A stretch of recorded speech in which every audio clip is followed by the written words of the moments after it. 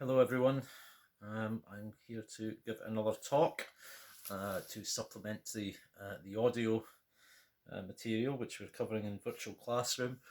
So I want to give a quick talk on Adam Smith. We started discussing his legacy, his influence, his impact.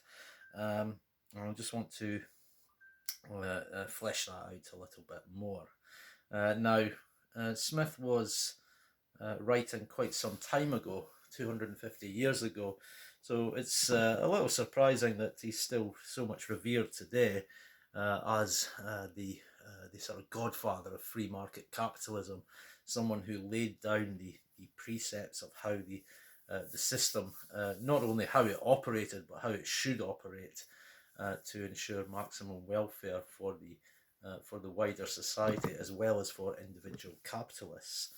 And I think this was a crucial element of Adam Smith's thought, and one which has led to us having had something of a contested legacy today. We have these people on the right, people who are very much opposed to large government, big government, large government spending, large government agencies, citing Smith as being the source of free market capitalism and someone who sanctioned the use of private enterprise as the main sort of motive force of the domestic economy. These people argue that Smith argued that the private gains, if you like, from individual activity through the self-interest of individuals is what drives the economy forward. It's what causes people to innovate, to become entrepreneurs, to enrich themselves. But in the process, of course, they enrich others. They create employment, they connect markets, they raise living standards generally, and through continual innovation and progress, eventually drive down costs. So, and not only do they produce more, but they produce a sort of consumer market to go along with it. This is their the right wing argument, if you like, the neoliberal argument supporting Adam Smith in his guise as this free marketeer. We do have other views of Smith, though, which argue that through much of his not only through the Wealth of Nations, which can be read in that light, I guess you could, if you choose to interpret it in that way, the evidence is there.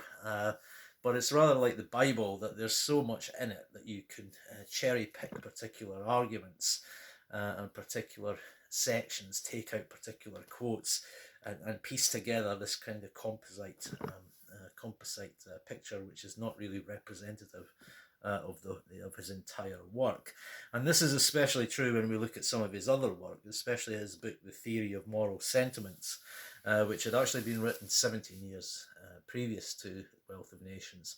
And here, this was really a work of moral philosophy. It wasn't really primarily a work of economics, but it was very much linked to economic life and to the relationship between individuals in the society, and also between government and those who are governed. It showed that really we have sympathy for our fellow man, our fellow woman, and that this sympathy impacts in an economic sense as well. It tempers our self-interest, if you like. We have a natural propensity, so Smith argued. He was inheriting this idea from many thinkers who had gone before, who had identified self-interest as a motive force for individual action. But also with the Enlightenment in the 17th and 18th century, there was this idea of human progress, of civilized values, of shared values, the idea that human thought and action could influence human affairs. And so he married this kind of necessity, recognition that self-interest was an important aspect of economic life, with this idea that we might act out of self-interested motives, but we also conferred benefits on the wider society. We also had great sympathy and empathy for others, which had to be considered alongside our self-interest. So sympathy and benevolence were two of the key aspects of Adam Smith's work. And as you'll see in these slides, they're often called the Das Adam Smith problem. Some thinkers have posed the question as to whether Adam Smith, writing the theory of moral sentiments, is really the same philosopher and economist as the same one writing the Wealth of Nations. But the two world views which are presented there, I think, can be reconciled.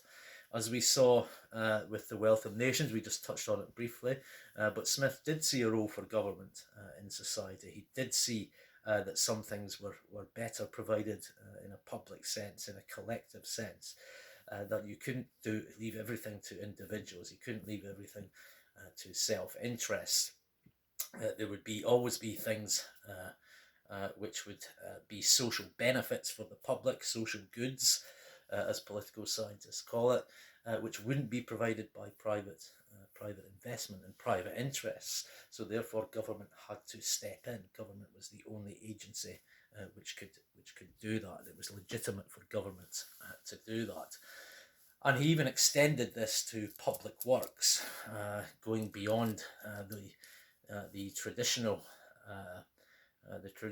view of the sort of free marketeers, that all that's required is for government to provide the legal framework, the legal infrastructure of a society, protecting property rights, ensuring contracts are honoured at law. This is their view as to how far government should go. That's the purist free marketeers, of course. Now, some of them actually argue that this was Smith's view as well, and I think they're mistaken. I think Smith did argue for certain public works. He saw that government had to play a role in the economy. Of course, we have to always remember when we're talking about these things in terms of the precepts and the principles and how applicable they are today, that we were talking about a very different economy 250 years ago. Everything was much smaller scale. Business tended to be on a much smaller scale, as we mentioned previously, tended to be more partnerships, family businesses. We didn't have huge factories. It tended to be smaller workshops. So the relationship between employers and employees was somewhat different as well. We didn't have that sort of class divide, I think, which came a bit later. And of course, the business world was very different because the legal framework governing it was very different as well. So taking into account all of those differences, and I think it's worthwhile thinking about that, we can still draw, I think, reasonable parallels between Smith's work, between the principles he laid out, the precepts he laid down, and how applicable they are today. You could say, in a broad sense, what he was arguing for was a mixed economy, trying to incentivize private enterprise as much as possible, but having this backstop, if you like, of government intervention where necessary. Of course, government has grown to such a scale now in the economy that it's quite hard to unpick how far Adam Smith would accept certain practices within the modern day economy. But it's useful to try and think about these things, I think, conceptually. You would certainly agree with trying to incentivize people to encourage private enterprise, whether that's in the form of trying to make things easier for startup businesses, for deregulation to cut down the costs imposed by bureaucracy on businesses, or perhaps even extending to lower tax rates if that was permissible. All these kind of things, I think, would fit in with his worldview. Of course, the scale of organisation now is so much different, but that doesn't invalidate making a comparison between his era and ours. As I said, his legacy very much a contested one. There's been quite a lot of academic work on Smith's sort of body of work recently, and we are now getting a much more nuanced view of what he actually believed in. And perhaps he wasn't the godfather of free market capitalism that he's been made out to be. He was highly critical of many merchants, of many manufacturers, of them as a class, as opposed to them as individuals. and he certainly wasn't opposed to government intervention where necessary. Again, it's all a question of balance, all a question of scale, all a question of how you apportion these things. But if we look at the principles which he was putting forward, in large measure, you would still have to say that yes, he very much believed that private enterprise was the best means of creating wealth, of raising living standards, and having this idea of harnessing self-interest for social ends. That the self-interest of the entrepreneur, the business person, would confer benefits on the wider society, whether they wanted that to happen or not. It's rather like Ronald Reagan's trickle-down economics of the 1980s, that giving tax breaks to the wealthy to ensure that they created jobs, and the benefits, all the other benefits which would accrue from that, to people lower down the social scale. Of course, we can be rather cynical about that, thinking about it in terms of, well, yes, do the wealthy want tax cuts in order that they can create wealth for other people, or do they want it because it's creating wealth for themselves? We can be cynical about that, and have a debate about that for another time. But certainly, it is the case that this is just one example, I guess, of recent politicians who appeal back to Adam Smith, and who point to his precepts and principles, and then come up with new language, new terminology, which they think is aligned with Smith's theories. And of course, if you dress something up with the luster of a great thinker from the past, somehow it gives a little bit more credence to your contemporary ideas. So it's clear what's going on in a lot of these cases. Appeals to history and to great thinkers are always underscored by this idea that it's going to help your cause if you can show that you're in line with what someone else, some great authority, thought of in the past. Okay, so think about Adam Smith, think about the principles, precepts, the ideas he laid down, separate out what's applicable back in 1776 when he was writing, and what's still applicable today.